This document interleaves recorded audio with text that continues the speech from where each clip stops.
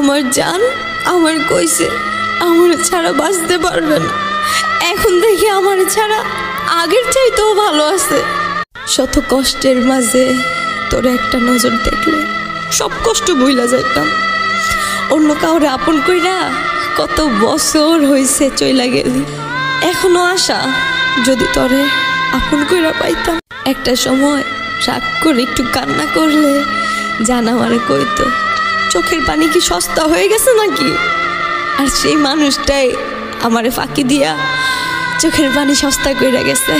বেঈমানটার মাঝে কেন তোমায়া অন্য কাউরে আপন করলো তারপরও ভুলতে পারি না। জানগো কখনো ভাবতে পারি নাই এত তাড়াতাড়ি তোমার আমার ভালোবাসার গল্পটা ক্লোজ করে দিবা। হয়তো বা আমারে সরল পাইয়া যা ইচ্ছা কইরা গেলা। 20 বছর 50 বছর হাইস্ট 100 বছর তখন বাহাদুরি করিস। ময়না পাখি বইলা ভালোবাসলা, অবশেষে কাক বানায়া চইলা গেলা। আমার প্রেমিকের জন্য খুব খারাপ লাগতেছে, কারণ আমার রূপের কোনো আগুনই নাই, তাই সে জীবনেও বিসিএস ক্যাডার হতে পারবে না। অন্য মানুষটা বিয়া করছস, আমার জীবনটারে শেষ কইরা এখন আবার সরি কইতাছস। আপনার সাথে থাকার এক আকাশ সমান ইচ্ছা আমার। আগে ভাইবা প্রেম করলি না? তুই জানোস না তুই আমার ছাইরা চলে গেলে আমি পাগল হয়ে যাব।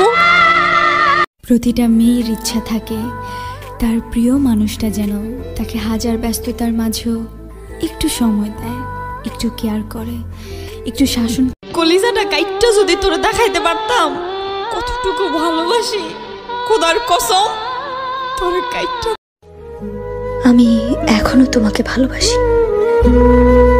আমি তো সত্যিকারের ভালোবেসেই ভাইসা গেছি, আর না হয় তোর মতোই ভালো থাকতাম। জান ও জান বইলা গেছো না? একটা বারও কি মনে পড়ে না? আমার প্রেমিকের জন্য খুব খারাপ লাগতেছে, কারণ আমার রূপের কোনো আগুনই নাই, তাই সে জীবনেও বিসিএস ক্যাডার হতে পারবে না। আমি এখনো তোমাকে ভালোবাসি। আমি তো সত্যিকারের ভালোবেসেই ভাইসা গেছি, আর না হয় তোর মতোই ভালো থাকতাম। জান ও জান বইলা গেছো না? একটা বারও কি মনে পড়ে না? জান ও জান বইলা গেছো না?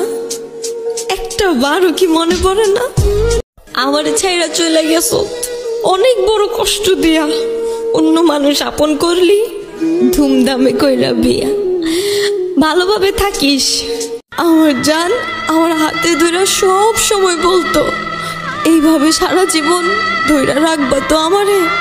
আমি কি ধইরা রাখবো? সেই আমারে ছাইরা দিছে।